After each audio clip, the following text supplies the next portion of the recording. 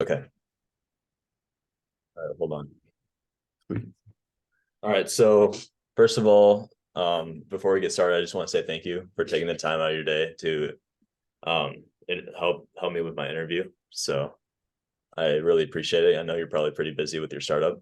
So Yeah, no problem. So you said you're doing the entrepreneur program at the U, right? yeah, I'm gonna get into that. I'm doing pre-business right now, but after that, I'm gonna get on the path to entrepreneurship. So Oh, sweet. I might try and get a job just to get some money in between and work on something on the side until that works out. So Yeah, why not? That's pretty cool. So these interviews are for a certain class, you said? yeah, it's my Oh, career exploration class. So oh, sweet. Okay, cool. Well, sweet. Yeah, let me know what you'd like to, if you have a slew of questions, let's dive in. yeah. So I have a little sheet of questions I would like to ask you. The first one was how has your business changed the most through like when you founded the company? I know you're founding it right now, but what was like the initial idea behind it and how has that changed throughout time?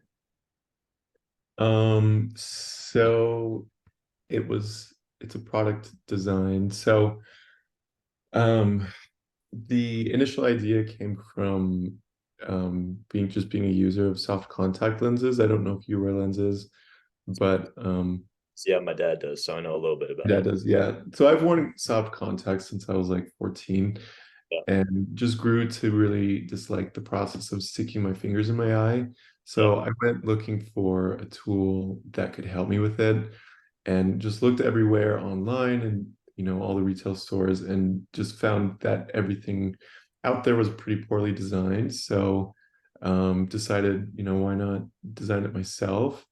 yeah. So the design process took a really long time, honestly, because I found an industrial design firm that I was going to partner with, and we were like, okay, mapped it out. We thought it would take 8 to 10 months. It's now taken almost 2 years. So that's the biggest change I would say is just the iteration process of the product design took a long time because there's always just unforeseen things. I mean, it just we would get to a design, 3D print it, and then it just didn't work. So we'd have to rethink a lot of things. So we kept having to go back and kind of just rethink our whole design, which kept delaying it. So we went through, 6, 7 iterations, and then finally now have a product that works really well. Um, It's good. and so now that we have that, the whole evolution of the business is kind of figuring out the go-to-market strategy and where we kind of fit as far as placing the product and distribution and stuff like that. So yeah. Interesting. So you have the product now and you're just about to start marketing it. Is Yeah, that so we're in the final process. I guess it's not like I don't have a physical one. I have like a factory prototype, but we have a producer, a factory selected, and we're going into tooling. So we're in like the last final stretch before we'll have the golden sample, we call it, is when you have like your final sample post tooling at the factory, and then golden sample is like this is final form, this is what it looks and feels like and works like. So we're not quite there, but we should be there within the next couple of months. So that's great. Yeah. So 2 years and then a couple months now, and then it'll be finalized. yeah, That's yeah, great. It's good news. yeah. So my next question was, what's the best lesson you've learned since you started your journey on making this product? Is my question. I think a lot of entrepreneurs would probably say the same thing. What you think is going to happen and how much it's going to cost, like just double it. It's going to take twice as long and it's going to be twice as expensive. So just plan for that because when starting a business, timelines become very important because you're kind of running against the clock as far as financing, and you just need to know exactly when you're going to run out of capital so that you can go raise and not because the majority of businesses close down, like new businesses end up going out of business because they run out of money. So that's really the big juggle right there is time and money and making those two work together. Yeah. So Yeah, I talked about that in one of my classes. They said like 90% of startups fail because I think of capital issues, and Yeah. so it's unfortunate. Um, I'm sorry if this is feeling like a question, a Q&A. Oh, it's okay. I But don't. my next question was, what do you know now that you wish you known when you're in my position? I guess like 18 years old, because I'm a freshman. So Um, that's a good question. I mean, honestly, what I would say is if you're shooting for entrepreneurship, there's a couple different things. Like A, you really need to find a way to become a mentee of somebody that runs a business, or there's just so much to figure out when you're starting a business. The less you have to make up as you go, the better. So I got really lucky and landed in private equity, and we were doing small businesses like under 10 million in revenue for the most part. So I got to go sit with a lot of people that had started companies and just ask a million questions, which was helpful. And so just find a way. And most small business owners would even just take a call. Like they're super open, just ask a lot of questions because there is like the amount of stuff to figure out can just really wear you down. So just don't be afraid to ask questions and really throw yourself into that world and learn how it works so that when you start your venture, it doesn't feel so overwhelming. And then I also would emphasize like who you know, honestly, means more than anything else. So I wish at 18, I mean, yeah, I wish I could tell 18-year-old me, like, just go be everywhere, like, meet people everywhere. Because when it comes down to it and you're starting a business, for me, it's always been like, okay, I need someone that can do PR or marketing. And the first place I go is ask the people in my network, like, who do you know? And then from there, also, you'll get a lot of sweetheart deals. Like, I got put in touch with a patent attorney through a friend, and he gave me like a screaming deal as far as like what he was charging me.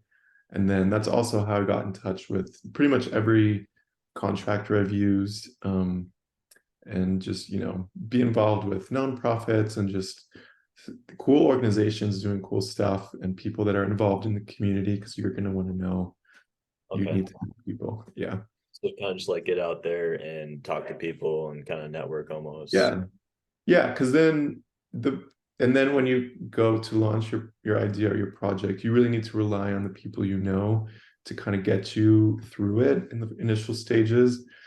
So yeah, just have a good network of people. Right. Yeah, it's great advice. Thank you so much. Yeah.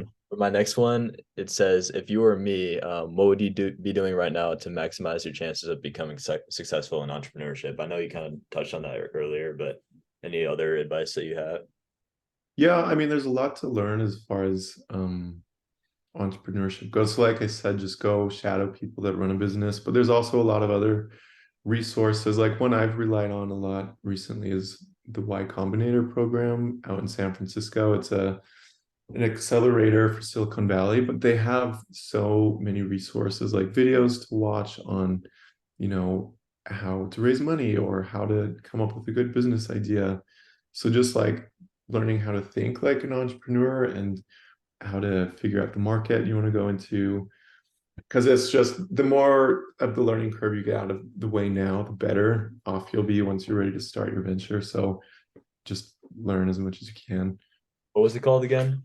Y Combinator? The Y Combinator. Yeah.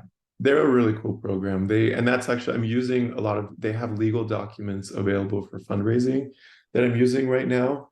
Interesting. And they walk you through it because yeah, it's a nightmare if you try to draft your own legal documents for fundraising and stuff. So Yeah. that saves a lot of that headache. And then they also have resources on how to think about how much ownership you're giving up and like just honestly everything.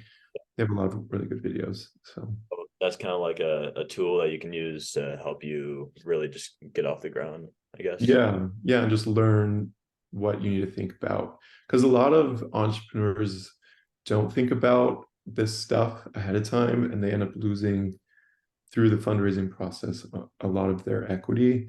and they get whittled down to a very small minority stake. So this will kind of prepare you to think about that and figure out how to hold on to your company as you're going through fundraising. So See, okay. yeah. Yeah.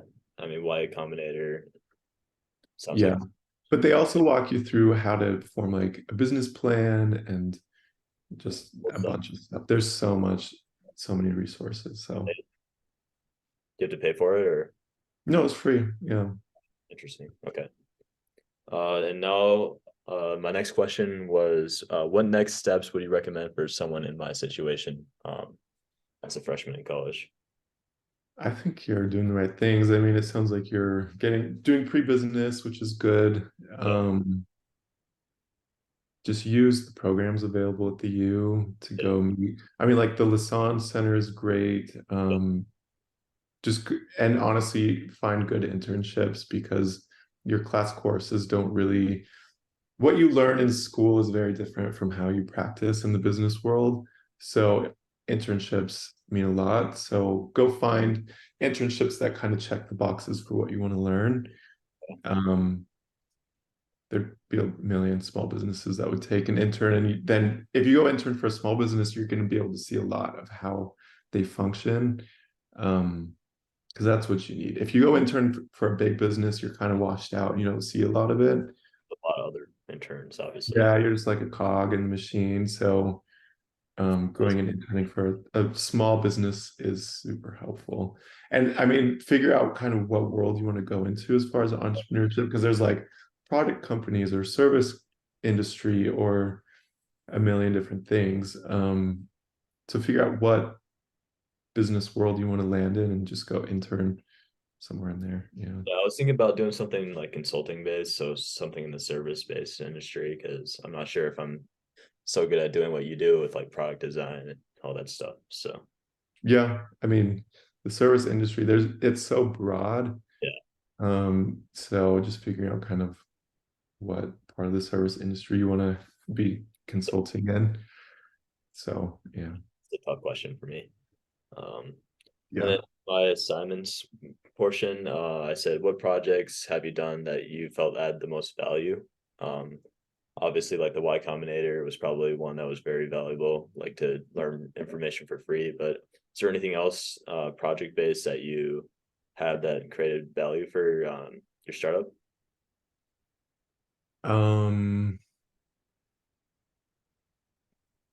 I mean, yeah, there's a few. Just learning how to um navigate uncertainty, like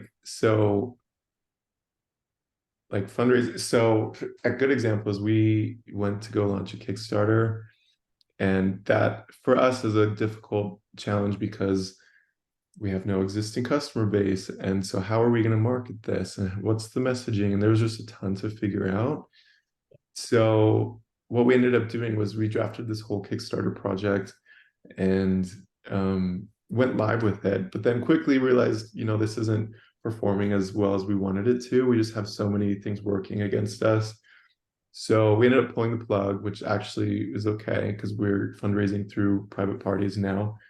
But what that did for us was we got to dip our toe in the marketing world, because you'll see with most small businesses, their biggest budget line item is going to be marketing. For a business I mean, I saw businesses that were only doing 10 to 15 million in revenue and they're spending 2 to 3 million alone on marketing. It's always marketing and payroll are the two biggest line items. So just learning. So that for us, even though it was like, we failed at the Kickstarter campaign, it's okay because we got a lot of marketing intelligence and we had done zero marketing before. So we were flying completely blind. So taking that, which kind of felt like a failure, and then turning it into just using the data as a gold mine to figure out, okay, now we have some marketing data and we didn't blow too much money on that, so it's okay. So we can now tweak our messaging and refine it for the next iteration of marketing. Okay. So yeah. Yeah, so my dad's actually an entrepreneur, and he always talks about, marketing, because he has a small business, and he doesn't like using Facebook or all those ads because he already has a clientele. But I can see why a lot of small businesses struggle with marketing. So It's rough, yeah. And a lot you can end up smoking so much money on marketing that just falls completely flat because it's a really competitive world. And so, yeah, just refine if you're going to do ad spend, just be really that for us, that was figuring out, what is the right messaging so we don't just go blow a ton of money on bad marketing. so do you guys outsource your marketing, or do you have someone who's like a marketing manager, or Yeah, how? we outsourced it because I would say, and having through the private equity world, I saw a lot of entrepreneurs trip up when they aren't willing to recognize their weaknesses Yeah, and outsource it. So we know, like, I have zero experience with marketing, so I'm like, you either go through the learning process and pay to learn as you go, or you can just hire someone that's already a professional. And for marketing, that's such an expensive thing to go through a learning process.